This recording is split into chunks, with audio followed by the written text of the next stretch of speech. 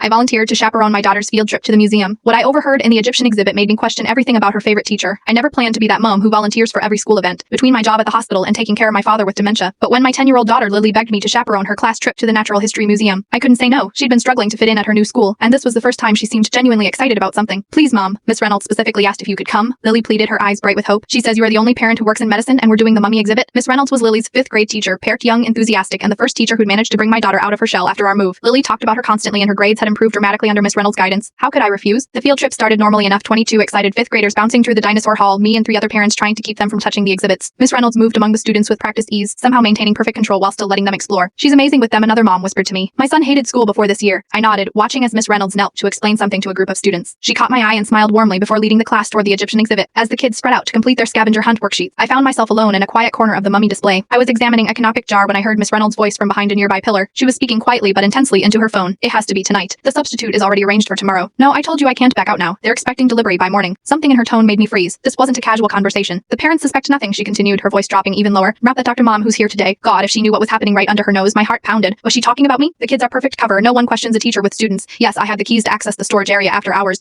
I shifted slightly, trying to hear better when my phone suddenly buzzed loudly. Miss Reynolds went silent. I quickly moved away, pretending to be fascinated by a hieroglyphic display when she emerged from behind the pillar moments later. Dr. Martinez, are you enjoying the exhibit? Her smile was exactly as warm and genuine as always. It's fascinating, I managed to reply, searching her face for any sign of the person I just overheard. For the rest of the trip, I couldn't shake my unease. Was the beloved teacher planning something illegal? Was she using her position per her access to the museum through this field trip pertain for something dangerous? And why mention me specifically? That evening after putting Lily to bed, where she chattered endlessly about how amazing Miss Reynolds was during the trip, I sat at my computer and hesitated. Was I overreacting? Should I call the school? The police? What if I was wrong? Instead, I searched for Miss Reynolds online, looking for anything suspicious. What I found stunned me. Read a local news article from just 2 days ago. Natural History Museum to Vestifata Egyptian artifacts in controversial private donation. The article detailed how a collection of potentially looted artifacts was being quietly transferred to the museum's storage facility this week. Conservation experts specializing in ancient preservation techniques. Ursad had protested the acquisition. With shaking hands, I emailed the journalist who wrote the article explaining what I'd overheard within an hour. She called me back. This confirms our suspicions, she said urgently. We believe several museum staff and outside accomplices are involved in an archive authentication scheme. They're using legitimate donations as cover to authenticate looted items for private collectors. By morning, Miss Reynolds didn't show up for school, neither did the museum's education coordinator. 3 days later, Lily came home devastated by the news that her favorite teacher had been arrested for involvement in an international antiquities trafficking ring. But she was so nice, Mom, Lily kept saying, tears streaming down her face. How could she be a bad person? I didn't have a good answer. All I could think about was how Miss Reynolds had specifically requested me as a chaperone, part a doctor whose medical knowledge might have unknowingly helped authenticate the preservation methods on illegally obtained artifacts. Sometimes the people who seem most perfect are hiding the most, and sometimes being that mom who volunteers might just put you in exactly the right place at the wrong time. I still volunteer for field trips, but now I listen a little more carefully to the conversations happening around corners.